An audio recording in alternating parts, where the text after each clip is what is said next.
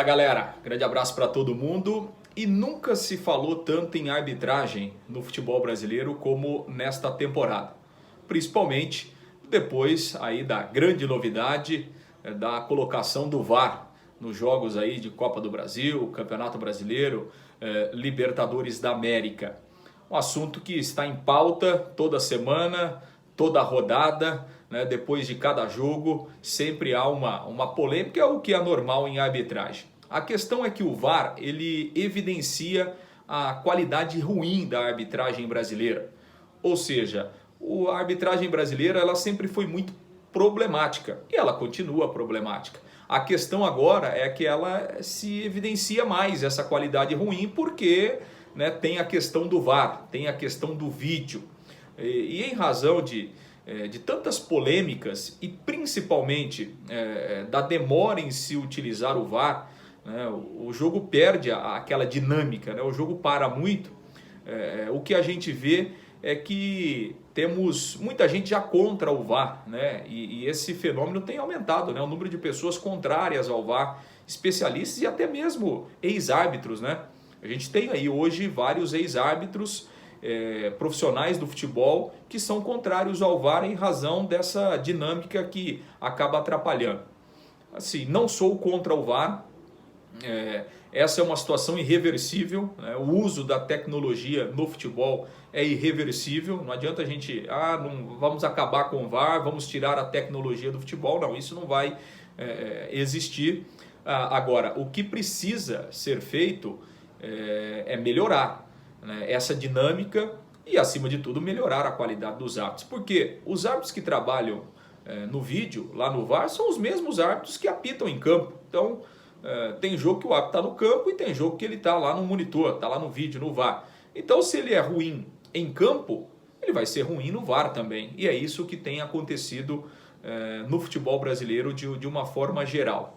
Nós temos um problema cultural na arbitragem brasileira que sempre, ao longo da história, a arbitragem brasileira sempre foi muito intervencionista. Ou seja, às vezes, em muitos casos, a arbitragem aparece mais que os jogadores, né? Porque marca muita falta, conversa demais, né? Quer chamar, de repente tem árbitro que gosta de ser estrela, né? Tem árbitro que gosta de aparecer, nós temos vários exemplos aí no futebol brasileiro. Então, se a gente comparar, por exemplo, a arbitragem brasileira com alguns países da América do Sul, mas principalmente com países da Europa, os árbitros aqui participam demais do jogo, né? Se você pegar a Premier League, os árbitros eles participam pouco do jogo, o espetáculo é dos jogadores, são dos dois times. E aqui no futebol brasileiro a intervenção é demais. E por isso que com o VAR isso continua. O jogo para muito. O VAR às vezes, né, o que alguns especialistas da arbitragem falam, às vezes o VAR quer descobrir o pelo em ovo, né? Um lance mínimo, já chama o VAR, já tem que olhar lá no vídeo, né? E isso atrapalha demais, né? Isso tira a dinâmica do jogo, né? É meio broxante mesmo, né? Porque às vezes você comemora um gol, tem que esperar, né? Às vezes tem uma falta e o árbitro vai olhar, e aí essa comunicação é muito demorada, né? Porque o árbitro perde tempo na comunicação oral com o árbitro de vídeo. E aí depois disso ele vai para o monitor, onde se perde mais tempo. Então demora demais, né? As decisões são muito demoradas. Claro que nós estamos falando de um processo novo, de uma tecnologia nova que foi utilizada esse ano. Então, existe um aperfeiçoamento que virá, obviamente, com o tempo. O costume, a prática, a tendência é melhorar, por exemplo, quem sabe a partir de 2020. Mas precisa ir além disso, né? Não pode esperar só o tempo, só o costume melhorar. É preciso mais treinamento dos árbitros de uma forma geral e aí treinamento para melhorar a qualidade do árbitro. Porque se o árbitro estiver melhor preparado, ele vai estar melhor preparado também quando ele for o árbitro de vídeo. Agora, eu acho que algumas medidas, né, a CBF precisa tomar. Por exemplo, há uma necessidade da questão do VAR ela ser mais transparente. Por exemplo, por que não mostrar nos telões dos estádios os lances duvidosos? Né, o lance de impedimento, um gol anulado ou um gol validado, ou um lance que resulte na expulsão de um jogador, e aí veio a orientação do VAR, através do monitor, o árbitro chegou àquela conclusão, acho que isso tem que ser mostrado, né? Porque o público que está no estádio, o público que está assistindo pela televisão o jogo, muitas vezes ele fica de fora dessa discussão. Ele, na verdade, ele não sabe como é que foi tomada essa decisão. Então, acho que essa transparência tem que acontecer, e de preferência o mais rápido possível, porque isso dá credibilidade ao VAR.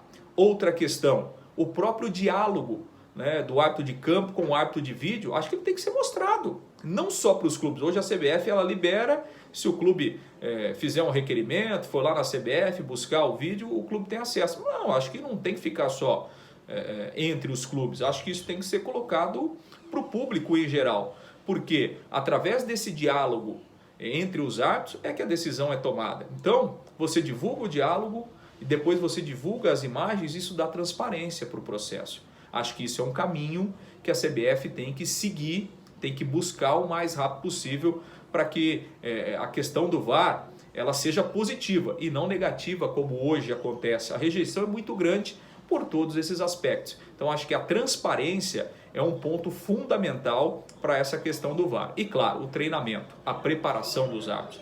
Os árbitros brasileiros continuam muito mal preparados. E claro, com a tecnologia, com o VAR, essa má qualidade ela fica evidenciada, né? Ainda na questão da diferença, né, de como os árbitros brasileiros apitam em relação aos árbitros europeus, até alguns sul-americanos, a gente tem a diferença, por exemplo, né, nos jogos de Libertadores da América, os árbitros deixam o jogo correr muito mais, né, do que no futebol brasileiro. Por quê? Porque essa questão cultural da intervenção do árbitro, de parar demais o jogo, né? Então, e acho que o VAR está indo nesse caminho. É preciso evoluir do treinamento, com o tempo, obviamente que isso vai evoluir com essa transparência, né? Eu acho que o VAR precisa ser transparente o mais rápido possível para ele não perder ainda mais credibilidade.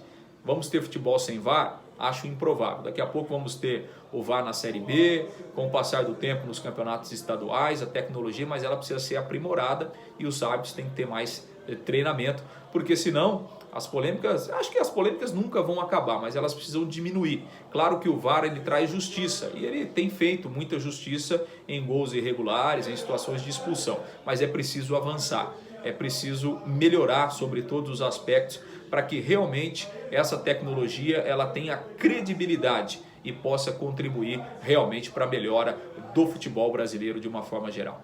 Valeu, gente, grande abraço, obrigado aí pela presença, continue aí acessando os nossos vídeos, né? Alguns vídeos interessantes aí se você quiser acessar lá. A gente falou sobre Clube Empresa, né? Um processo que o Londrina está buscando, né? Uma novidade que vem muito forte a partir do ano que vem. E falando em Clube Empresa, a gente tem um vídeo sobre o Bragantino também, que vai subir para a Série A e promete grandes investimentos, né? Com capital estrangeiro, com dinheiro de fora a partir do próximo ano.